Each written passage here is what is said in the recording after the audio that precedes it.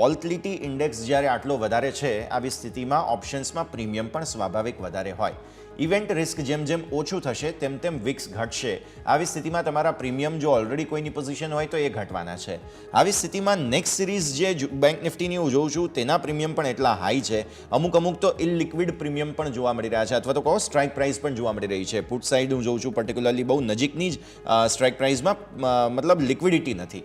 આવી સ્થિતિમાં ઓપ્શન્સમાં બધા જ લોકો બહુ જ આજકાલ તૂટી પડ્યા છે. એટલા માટે વિક્સ ઘટશે ત્યારે પ્રીમિયમ પણ ઘટશે. સો બાયર્સે કઈ રીતે ધ્યાન રાખવું અહીંયા વિક્સ અને આ પ્રીમિયમના ગણિતને તે ખાસ આપણે આજે સમજી લઈએ. કુનાલ,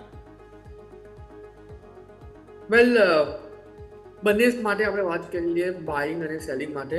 જી, પર્ટિક્યુલરલી જોવા જઈએ તો જ્યારે વિક્સ હાઈ હોય, નોર્મલી સાયકોલોજી એવું કહેતી હોય છે કે જ્યારે વિક્સ હાઈ હોય એટલે પ્રીમિયમ વધારે હોય તે વખતે તમે શોર્ટ કરીને ચાલો, અને જ્યારે વિક્સ ઓછું હોય અને પ્રીમિયમ ઓછા હોય ત્યારે તમે બાય કરીને ચાલો એટલે તમને એ લેવલ પર સારો એવો બેનિફિટ મળે. બટ જરૂરી નથી કે દરેક ટાઈમ પર તમે આ વસ્તુને ફોલો કરો.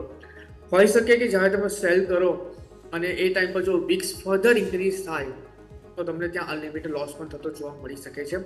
એટલે હું એટલું જરૂરથી કહીશ યસ કે ખાલી નંબર જોઈને, ઓકે, ખાલી હર્ડ મેન્ટાલિટીમાં આવીને અને ખાલી પોતાના મિત્રએ આવું કીધું છે કે મને વોટ્સઅપ ગ્રુપ પર આ મેસેજ આવ્યો છે કે હું એ સમજીને ચાલુ કે ભાઈ આના 10 કોલ સાચા પડ્યા છે, 11મો કોલ પણ આજના દિવસમાં સાચો પડશે, તો હું કહીશ કે એને અવોઇડ કરો. કેમ કે ઇવેન્ટ એટલી મોટી છે કે ઘણા બધા લોકો કાલના દિવસમાં ફેલ થયા છે જે લોકોએ ઇલેક્શનના એક્ઝિટ પોલને ના નંબરને પણ મેચ કર્યું છે.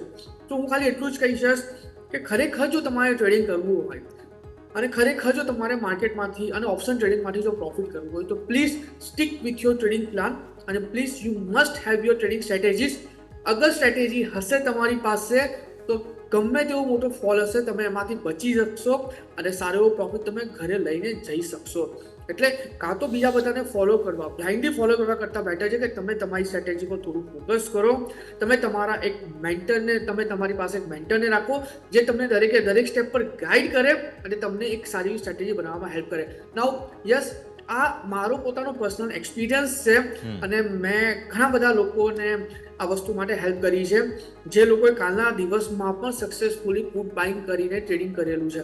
એટલે એવું નથી કે અને કીધું છે કે વોટ્સઅપ ગ્રુપમાં મેસેજ આવે છે એટલે મારે બાય કરવું જોઈએ. જો તમે તમારી ડિપેન્ડન્સી બીજા પર રાખશો તો તમે ક્યારેય પ્રોફિટમાં નહીં આવી શકો.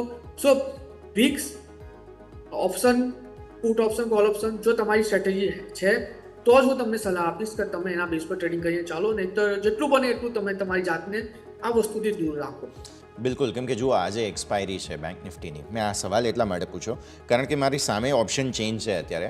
આજે એક્સપાયરી છે એટલે સ્વાભાવિક જુઓ અત્યારે બેંક નિફ્ટી આપણે ખુલ્યા હતા 47,500, 46,800 પર છીએ આપણે અને તમે 47,000નો પુટ જુઓ તો હજુ પણ નીચે બીજા 200 પોઈન્ટ આપણે ઇન ધ મની થઈ ગયા. તેમ છતાં પણ તમે જુઓ છો કે તેના પુટના ભાવો ઘટી રહ્યા છે. એક્સપાયરી છે એટલે એક તો ટાઈમ પ્રીમિયમ, બીજું વોલ્ટિલિટી ઇન્ડેક્સ ઊંચું છે. આજના દિવસે જે નોર્મલ 500 રૂપિયા કોલ અને પુટના ઇન ધ મની સ્ટ્રાઇકના ભાવ હોય પહેલે દિવસે એક્સપાયરી પૂરી થઈ ગયા પછીના દિવસે, તે ભાવ આજે તમે દિવસની શરૂઆતમાં જુઓ છો અને એ સ્વાભાવિક છે કે it is bound to go zero. એટલે ટાઈમ પ્રીમિયમ આજે જબરદસ્ત ઘટવાના છે.